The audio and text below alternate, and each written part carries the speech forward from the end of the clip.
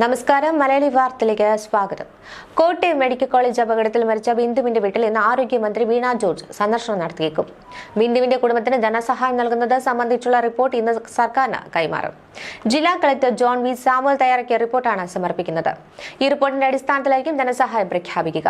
അടുത്ത വെള്ളിയാഴ്ച ചേരുന്ന മന്ത്രിസഭാ യോഗത്തിനു ശേഷം ധനസഹായം പ്രഖ്യാപിക്കും. സംഭവത്തിൽ ആരോഗ്യമന്ത്രിയുടെ രാജി ആവശ്യപ്പെട്ട് ഇന്നും പ്രതിഷേധങ്ങൾ തുടരുന്നുണ്ട്. വിവിധ പ്രതിപക്ഷ സംഘടനകൾ സംസ്ഥാന വ്യാപകമായി പ്രതിഷേധത്തിന് ആഹ്വാനം ചെയ്തിട്ടുണ്ട്. തിരുവനന്തപുരത്ത് യൂത്ത് കോൺഗ്രസ് ആരോഗ്യമന്ത്രിയുടെ ഔദ്യോഗിക വസതിയിലേക്ക് മാർച്ച് പ്രഖ്യാപിച്ചു. ഒപ്പം KSU, യുവമോർച്ച തുടങ്ങിയ സംഘടനകളുടെ മാർച്ചും പ്രഖ്യാപിച്ചിട്ടുണ്ട്. മന്ത്രിയുടെ രാജി എന്ന ആവശ്യം കഴിഞ്ഞ ദിവസം CPM സംസ്ഥാന സെക്രട്ടേറിയറ്റ് തള്ളിയിരുന്നു. എന്നാൽ മന്ത്രി രാജിവെക്കും വരെ പ്രതിഷേധങ്ങൾ ശക്തമായി തുടരുവാനാണ് പ്രതിപക്ഷ സംഘടനകളുടെ തീരുമാനം. ഇതിനിടെ അപകടത്തിൽ മരിച്ച തലയോലപ്പറമ്പ് സ്വദേശിനി ബിന്ദുവിന്റെ വീട്ടിൽ മന്ത്രി VN വാസവൻ കഴിഞ്ഞ ദിവസം എത്തി. വെള്ളിയാഴ്ച വൈകിട്ട് 6 മണിയോടെയാണ് മന്ത്രി വീട്ടിലെത്തിയത്. ബിന്ദുവിന്റെ കുടുംബാംഗങ്ങളെ ആശ്വസിപ്പിച്ച മന്ത്രി താൽക്കാലിക ധനസഹായമായി 50,000 രൂപയുടെ ചെക്ക് കൈമാറി.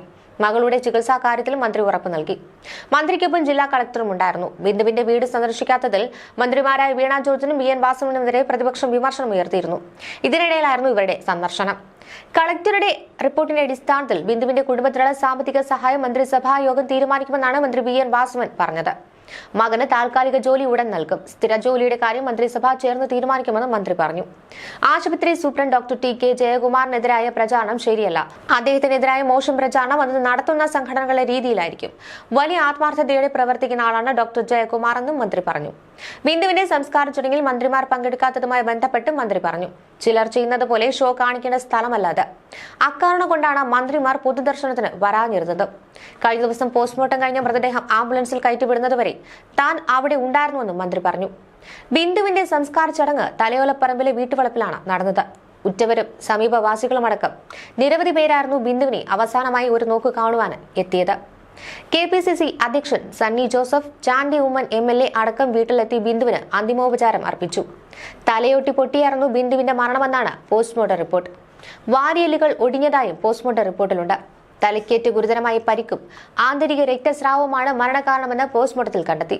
പോസ്റ്റ്മോർട്ടം റിപ്പോർട്ടിലെ വിവരങ്ങൾ അധികൃതർ പോലീസിന് കൈമാറിയിട്ടുണ്ട്. ന്യൂസ് ഡെസ്ക് മലയാളി വാർത്ത.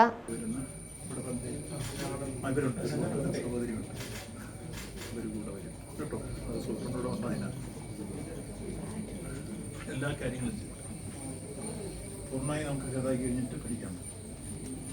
ആന്തറിയിലൂടെയാ അപ്പോഴോ